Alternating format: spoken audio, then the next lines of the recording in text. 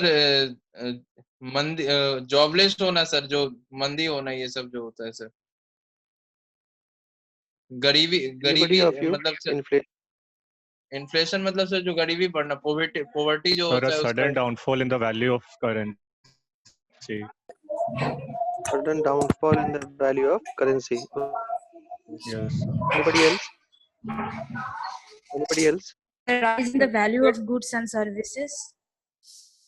Sir पर capital income में भी सर डाउनफॉल होना सर। देखो इन्फ्लेशन का मतलब, इन्फ्लेशन सर हाँ sir lesser good in higher prices. lesser goods in, sudden increase in the price.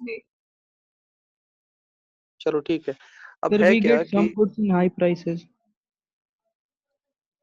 देखिए इन्फ्लेशन का मतलब क्या हुआ, इन्फ्लेशन का मतलब हुआ कि जब प्राइसेस राइज कर जाए, ठीक है, जब प्राइसेस राइज कर जाए, पूरी इकोनॉमी का प्राइस बढ़ जाए, जनरल प्राइस लेवल ऊपर की ओर चला जाए, तो इसको हम लोग इन्फ्लेशन, ठीक है। अब इसमें हम लोगों को समझना ये है कि जब आप कहते हैं जनरल प्राइस लेवल ऊपर की ओर गया, तो ऊपर की ओर जाने का मतलब क्या कि is every rise in the price level regarded as inflation? The answer is no. Price level में हर एक राइज को हम लोग इन्फ्लेशन की कैटेगरी में नहीं रखेंगे। प्राइस लेवल में राइज जो कि 5% से ऊपर होगा उसी को हम लोग इन्फ्लेशन कहेंगे, जो 5% से नीचे होगा उसको हम लोग इन्फ्लेशन की कैटेगरी में नहीं रखेंगे। An increase in the general price level in excess of 5% is known as inflation. अब इन्फ्लेशन से इम्पैक्ट क्या होगा, इन्फ्लेशन का इम्पैक्ट ये होगा जैसा हरि आशीष ने बताया कि आप उसमें देखिएगा कि लोगों के पास परचेजिंग पावर कम हो जाता है। क्यों परचेजिंग पावर कम हो जाता है? Even though they are having more money, the value of the money falls, the purchasing capacity of the currency of an economy reduces. अब आप इन्फ्लेशन देखिए, ये तो एक एंगल हुआ। दूसरा एंगल ये हुआ कि अगर लोगों के पास परचेजिंग पावर ज्यादा है, लिक्विडिटी एक्सेसिव है, तो एक्सेस लिक्विडिटी का इम्पैक्ट ये पड़ेगा कि उससे लोग डिमांड ज्यादा करेंगे, और डिमांड ज्यादा करेंगे तो उस डिमांड को सप्लीमेंट करने के लिए मार्केट में प्राइसेस, वो सप्लाई नहीं होगा, जिसका नतीजा ये होगा कि प्राइस आहिस्ता आहिस्ता ऊपर की ओर बढ़ेगा। खैर वॉट एवर द केस में भी, अगर हम लोग इन्फ्लेशन को जनरल जनरल और बहुत आसान एक आम व्यक्ति के समझने के लिए बताएं, तो किसी भी अर्थव्यवस्था या किसी भी देश के सामान्य मूल्य स्तर में जब बढ़त बढ़त दर्ज कर ली जाए तो उसको हम लोग इन्फ्लेशन कहते हैं। अब आप देखिए जो ये टॉपिक लिखा हुआ है, ये इंटरनेशनल फाइनेंस के कॉन्टेक्स्ट में है, अकाउंटिंग फॉर इन्फ्लेशनरी ट्रेंड्स। ये तो स्वाभाविक है, क्योंकि जब आप इंटरनेशनल फाइनेंस करते हैं और उसको पढ़ते हैं, और एक मल्टीनेशनल कॉरपोरेशन है जिसकी सब्सिडीज अलग अलग देशों में काम करती है, तो हर देश में जो जनरल प्राइस लेवल होगा वो एक जैसा नहीं होगा। हर देश का जो जनरल प्राइस लेवल है वो चेंज करता रहता है, वो ऊपर नीचे होता रहता है। तो जब कंसोलिडेशन होगा बुक्स ऑफ अकाउंट्स का, तो उस बुक्स ऑफ अकाउंट्स के कंसोलिडेशन पे भी उस इन्फ्लेशन का इफेक्ट आपको देखने को मिलेगा। तो अकाउंटिंग फॉर इन्फ्लेशनरी ट्रेंड्स, वो जो इन्फ्लेशन होगा उस इन्फ्लेशन को किस तरीके से कंसोलिडेटेड बुक्स ऑफ अकाउंट्स में एक मल्टीनेशनल कॉर्पोरेशंस अपने वहां एकोमोडेट करेगी, आज का टॉपिक उसके ऊपर ही हम लोगों को पढ़ना है। तो अगर हम लोग शुरुआत करें आज से, जो जो पॉइंट है, consolidation of accounts faces the problem of not only translation. Translation के ऊपर हम लोगों ने लास्ट क्लास में बात कर लिया था। ट्रांसलेशन का मतलब ये हो गया कि एक कॉमन करेंसी के ऊपर हम लोग प्रॉफिट या लॉस को निकाल लेते हैं, but also of inflation prevalent in the host country. If the inflation factor is not taken into account, the profit of the subsidiary will stand overstated and the consolidated picture will be different. This is why adjustments for inflation differential is essential. अब क्या हुआ कि अगर आपके, देखिए यहाँ पे एक पॉइंट लिखा हुआ है, if the inflation factor is not taken into account, the profit of the subsidiary will stand overstated. आप आप में से कोई बताएगा कि सब्सिडरी इन्फ्लेशन की वजह से सब्सिडरी का प्रॉफिट ओवर स्टेटेड कैसे होगा? कैसे होगा? क्योंकि वो सब्सिडरी जिस देश में काम कर रही होगी, उस देश में अगर जनरल प्राइस लेवल बढ़ा हुआ है, तो हम लोग बढ़े हुए प्राइस लेवल पे ही उसमें बुक्स ऑफ अकाउंट्स में एडजस्टमेंट्स करते हैं और बढ़े हुए प्राइस को ही हम लोग लिखते हैं। क्यों? क्योंकि सब्सिडरी अपने वहाँ उसी करेंसी में अकाउंटिंग करेगी जिस देश में वो है। अब जैसे सपोज कीजिए नेस्ले अगर इंडिया में है, तो नेस्ले की जो सब्सिडरी इंडिया में काम कर रही है, वो इंडियन सब्सिडरी अपने वहाँ इंडियन करेंसी का जो वैल्यू जो जो यहाँ पे प्राइस लेवल है, उसी को ध्यान में रखते हुए वो एडजस्टमेंट्स करती है, उसी के आधार पे वो रिकॉर्ड करती है। तो इसलिए इन्फ्लेशन की वजह से बहुत मुमकिन है कि सब्सिडरीज जो अलग अलग देशों में काम कर रही है, उसका प्रॉफिट ओवर स्टेटेड होगा, और जब प्रॉफिट ओवर स्टेटेड होगा, तो जो कंसोलिडेटेड प्रॉफिट लॉस अकाउंट बनेगा और बैलेंस शीट बनेगा, बहुत मुमकिन है कि वो भी सही पिक्चर को रिप्रेजेंट नहीं करेगा। इसलिए सही पिक्चर को रिप्रेजेंट करवाने के लिए इंपॉर्टेंट होगा कि अकाउंटिंग फॉर इन्फ्लेशनरी ट्रेंड्स किया जाए। ठीक है, अब हम लोग आगे बढ़ते हैं कि अब ये इन्फ्लेशन एडजस्टमेंट्स जो टेक्निक है, ये जो टेक्निक को यूज में लाया जाएगा, वो किस तरीके से यूज में लाया जाएगा। तो इसमें 2-3 तरीका बहुत इंपॉर्टेंट है। जो सबसे पहला है क्रिएशन ऑफ रिजर्व्स, दूसरा है डिवैल्यूएशन ऑफ एसेट्स, उसके बाद अगर आप जाइएगा तो फिर आगे स्क्रॉल करके बढ़िएगा, LIFO method of inventory valuation. LIFO का मतलब होता है लास्ट इन फर्स्ट आउट, जो सामान पहले आएगा वो जो आखिरी में आएगा वो सामान पहले निकलेगा। Historical cost accounting, historical cost accounting का मतलब आप जो भी अकाउंटिंग करें वो प्रेजेंट कॉस्ट पे ना करें, वो जो ऐतिहासिक लागत है, जिस कॉस्ट पे आपने परचेज किया है उस कॉस्ट पे ही करें। करंट वैल्यू अकाउंटिंग, तो ये कुछ तरीका है जिससे हम लोग 4-5 तरीका जिससे इन्फ्लेशन सब्सिडरी कंपनी के बुक्स में दिख रहा है उसको एडजस्ट कर सकते हैं। तो आप लोग एक काम कीजिए, सबसे जो पहला है क्रिएशन ऑफ रिजर्व्स, दूसरा है डिवैल्यूएशन ऑफ एसेट्स। इस दोनों पॉइंट को थोड़ा ध्यान से पढ़िएगा और फिर मैं आप लोगों से पूछ रहा हूँ। तब तक मैं अपने आप को म्यूट कर रहा हूँ।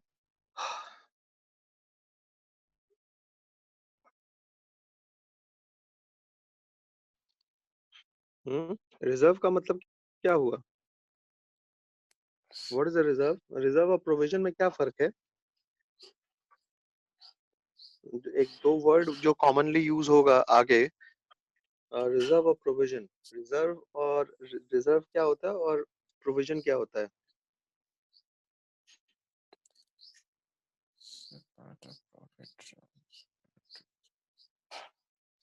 एनीबॉडी? सर रिजर्व मतलब सर कुछ पार्ट सर रख दिया जाता है, बाद में अगर कोई प्रॉब्लम क्रिएट हो तो उस समय यूज किया जाता है सर।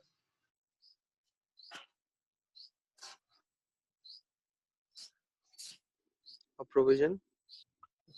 तो प्रोविजन का मतलब होगा कि सर किसी को प्रोवाइड करना सप्लाई या गुड्स, अगर उसके पास शॉर्टेज हो जाए। लाइबिलिटी के सर सर पहले से उसके एक होता है सर प्रोविजन फॉर बैड डेब्ट होता है sir.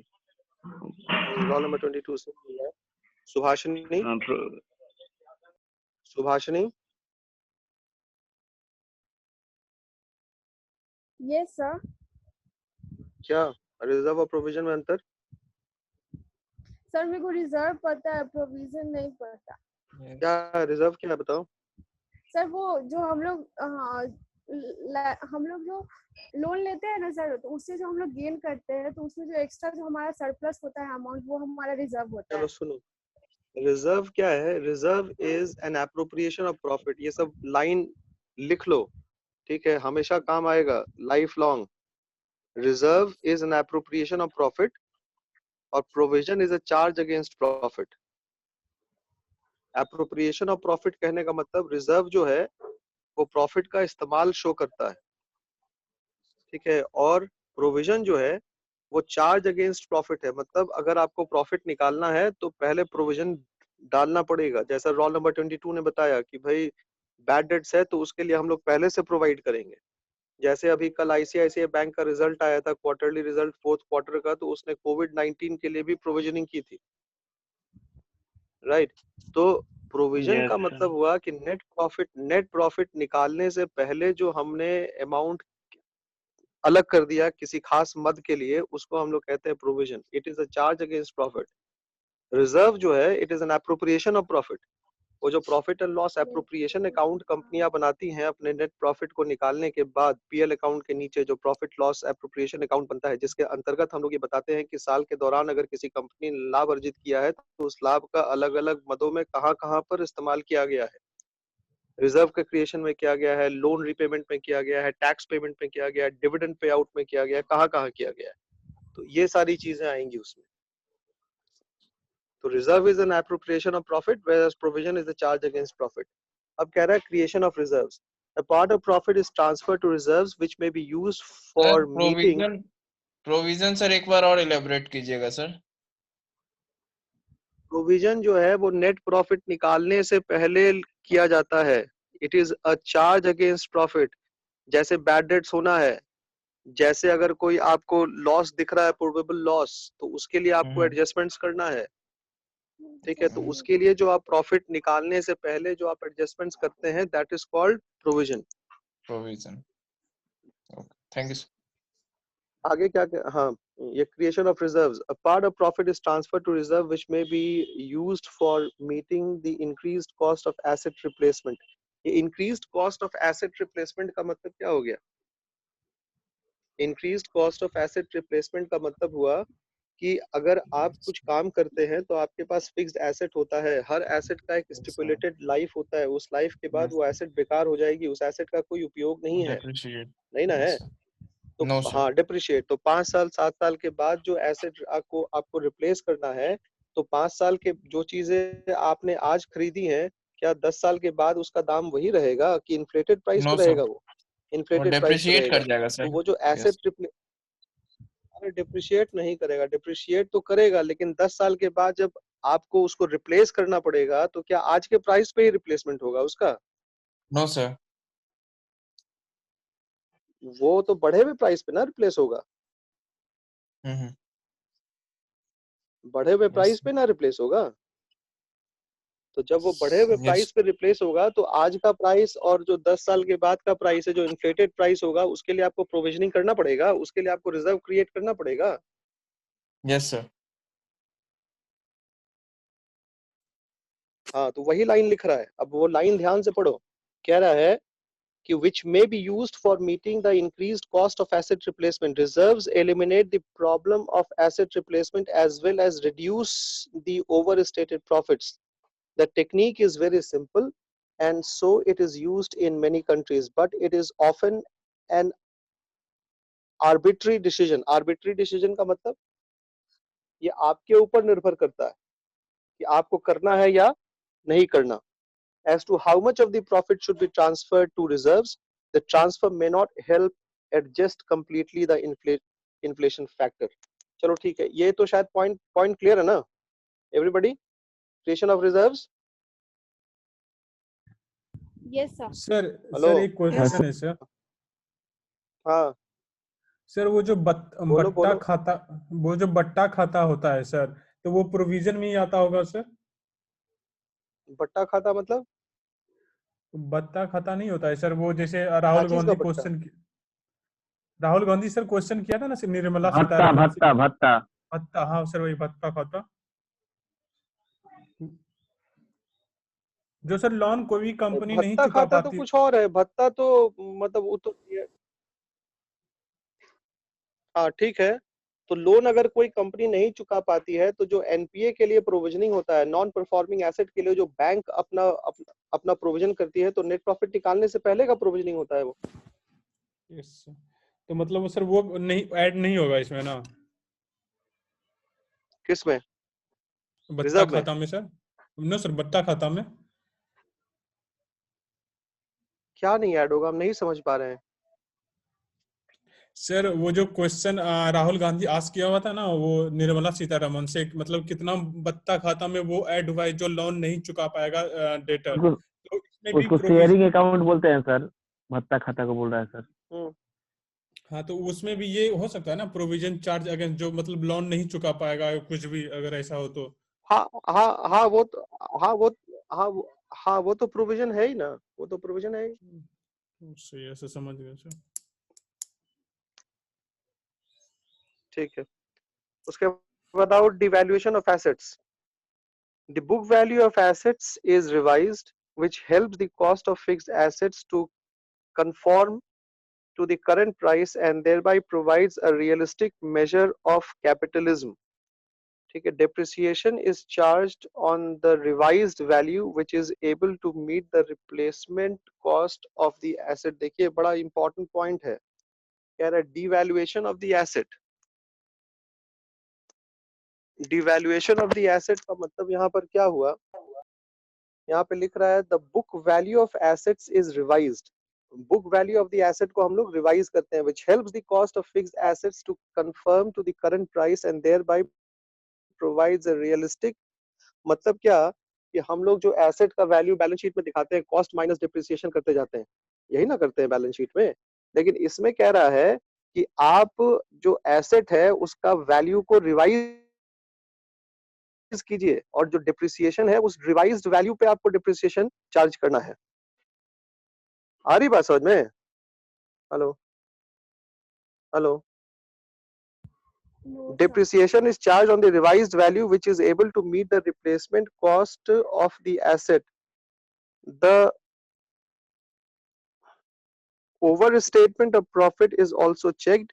It is a common method. अब सपोज कीजिए कि आज से 2 साल पहले 3 साल पहले हमने कुछ एसेट खरीदा और उसी कॉस्ट पे उसको हम लोग डिप्रिशिएट करते जा रहे हैं, तो डिवैल्यूएशन ऑफ एसेट का मतलब ये हुआ कि हम लोग जो एसेट का वैल्यू है आज के समय में जो उसका मार्केट प्राइस है उसके हिसाब से उस वैल्यू को बढ़ा दें और फिर उस बढ़े हुए वैल्यू पे अगर हम लोग डिप्रिसिएशन चार्ज करेंगे तो हर साल मेरे पास बढ़ा हुआ value of depreciation kept aside होगा, क्योंकि अगर सपोज कीजिए कि पिछले साल किसी एसेट का दाम मार्केट में 10,000 था, हमने 10,000 पे हर साल 10 साल तक डिप्रिसिएशन दे दिया, लेकिन अब अगर 1 साल बाद वो एसेट मार्केट में 11,000 पे हो गया, दूसरे साल 13,000 हो गया, चौथे साल उसका दाम बढ़ते बढ़ते, तो इसमें ये कह रहा है कि आप डिप्रिसिएशन जो प्रोवाइड करेंगे वो उसके कॉस्ट पे प्रोवाइड ना करें, आप जो भी डिप्रिसिएशन प्रोवाइड करें आप उसके किस कॉस्ट पे प्रोवाइड करें, जो अभी जो प्रेजेंट पे प्राइस चल रहा है उस प्राइस पे आप उस पे डिप्रिसिएशन प्रोवाइड करें। क्लियर है point? Hello Yes, sir. Yes, sir. Hello. Yes, तो sir. इसका इफेक्ट, हाँ इसका इफेक्ट ये होगा कि डिप्रिसिएशन भी आपको हर साल प्रॉफिट में से ज्यादा क्रिएट करना पड़ेगा, तो 10वें साल 12वें साल के अंत में आपके पास एक डिप्रिसिएशन का अमाउंट ज्यादा बच जाएगा और ज्यादा अमाउंट रहेगा आपके पास उस एसेट को आज से 10 साल बाद जब भी उसका लाइफ खत्म हो जाएगा उसको रिप्लेस करने के लिए। क्लियर है? हाँ Yes, sir. ठीक है। अब एक बार ये वाला पॉइंट पढ़ लो, LIFO method of inventory valuation. LIFO method कहने का मतलब क्या हो गया कि जो इन्वेंट्री हमारे पास आखिरी में आई वो इन्वेंट्री पहले निकलेगी, जो स्टॉक मेरे पास बाद में आया वो पहले निकलेगा। फीफो का मतलब क्या होता है, फर्स्ट इन फर्स्ट आउट, जो पहले आया वो पहले निकलेगा, लेकिन लिफो का मतलब हुआ जो लास्ट में आया वो पहले निकलेगा। तो इन्वेंट्री वैल्यूएशन का हम लोगों को लिफो मेथड यूज करना है। इसको पढ़ के देखो एक बार।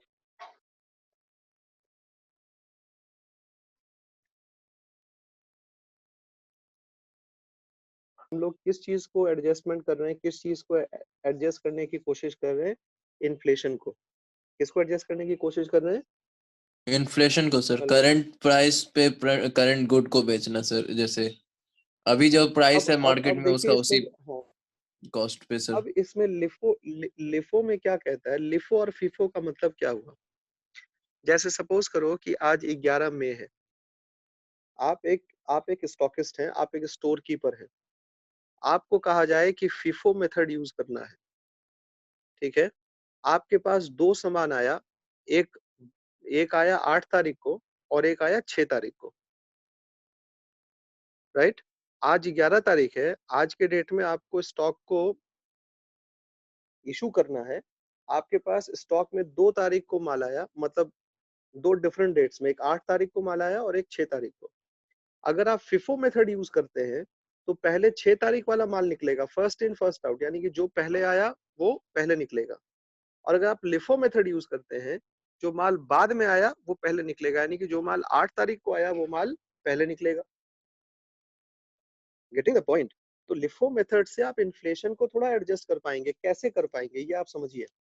जो 6 तारीख को माल आया होगा और जो 8 तारीख को माल आया होगा, अगर परिस्थितियां समान रही, परिस्थितियां अगर समान रही तो क्या होगा, 8 तारीख वाला जो माल आएगा वो बट नेचुरल थोड़ा महंगा होगा जो कि 6 तारीख को माल आया होगा। यस और नो, बोलो। Yes, sir. Yes sir. नहीं आ रही बात समझ में? आप एक स्टोर कीपर है, एकदम कॉमन सेंस, एकदम जनरल समझो ना, इंटरनेशनल फाइनेंस को एकदम छोड़ दो। तुम लोग एक स्टोर कीपर हो, आज 11 तारीख है, 11 तारीख के डेट में तुमको अपने स्टोर से कुछ माल इशू करना है। और उस स्टोर में 2 डेट्स को, डिफरेंट डिफरेंट डेट्स को माल आया। एक है 6 तारीख का, 6 मई का माल है, और एक है 8 मई का माल। तुमको कहा गया फिफो मेथड यूज करना। फिफो का मतलब क्या हो गया, फर्स्ट इन फर्स्ट आउट। जो माल पहले आएगा वो पहले निकलेगा। तो जो 6 तारीख का माल है पहले वो 11 वो तारीख को निकलेगा, अगर वो खत्म हो गया तब जाके 8 तारीख वाला माल निकलेगा।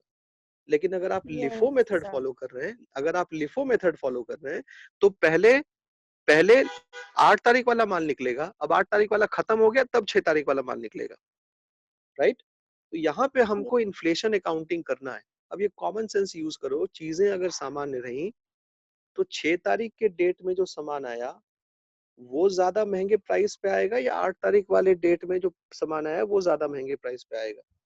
ये 8 तारीख वाला सर। 8 तारीख वाला हुआ, ठीक है। तो इसमें कह रहा है लिफो मेथड यूज करना, मतलब जो लास्ट में आया पहले आप उसको निकाल दीजिए, महंगा सामान आप महंगे प्राइस पे निकाल दीजिए, क्योंकि वो एकदम करंट प्राइस है, ठीक है। वो क्या है, करंट प्राइस, यानी कि आपको उसमें ज्यादा नफा नुकसान करने की जरूरत नहीं है। लिफो का मतलब यही होता है, और ऐसा करके हम लोग जो इन्फ्लेशनरी ट्रेंड है उसमें थोड़ा सा एडजस्टमेंट्स ला सकते हैं। ये पॉइंट अगर हम लोग पढ़ें तो ये पॉइंट क्या कह रहा है, inventory is valued in such A way that helps match current revenue with current cost of goods, ठीक है। Current revenue with current cost of goods, clear है ये चीज? ये लाइन अंडरलाइन कर लीजिएगा। Income statement shows a collection of the most recent purchase cost. However, this method is useful in those cases where raw material is purchased at frequent intervals. ठीक है, ये सब जगह लागू नहीं होगा, ये वहां पर होगा जहां पे रॉ मटेरियल्स हर छोटे छोटे गैप में हम लोग और लगातार परचेज करते हैं। And where all the goods produced are sold during the same period, यानी कि जितना भी गुड्स प्रोड्यूस हुआ है उसी पीरियड में हम लोग उसको सेल कर देते हैं। यानी कि अगर कंज्यूमर गुड्स वाली जितनी भी कंपनियां हैं सबके लिए ये लागू होगा। बिस्किट ब्रिटानिया बनाने वाली मैरिको, या अगर आप बात करें आईटीसी या नेस्ले, तो ये सारी कंपनियां क्या हैं, ये सारी कंपनियां रॉ मटेरियल्स हर थोड़े थोड़े इंटरवल पे परचेज करती है, और इनका जो भी गुड्स है वो इमीडिएट बेसिस पे सेम पीरियड में निकल जाता है। In many countries this method of inventory valuation is not allowed as it as it under as it understates the profit and thereby the tax liability, ठीक है। ऐसा करने से बहुत सारे देशों में ये लिफो मेथड अलाउड नहीं है। क्यों? क्योंकि current revenue, current cost, company को प्रॉफिट हो रहा है तो, लेकिन घाटा किसको हो रहा है, सरकार को। क्यों? क्योंकि अगर उसको प्रॉफिट कम होगा तो उसकी टैक्स लायबिलिटी क्या हो जाएगी, कम हो जाएगी, और देश के पास टैक्स कलेक्शन ऑटोमेटिकली क्या हो जाएगा, कम हो जाएगा। कम हो जाएगा। क्लियर है एकदम? Yes sir. कोई दिक्कत किसी को? No sir. ठीक है।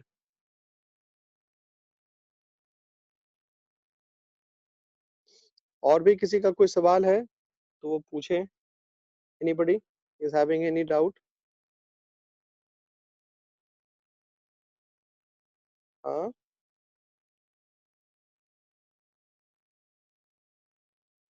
Nobody is having no doubt?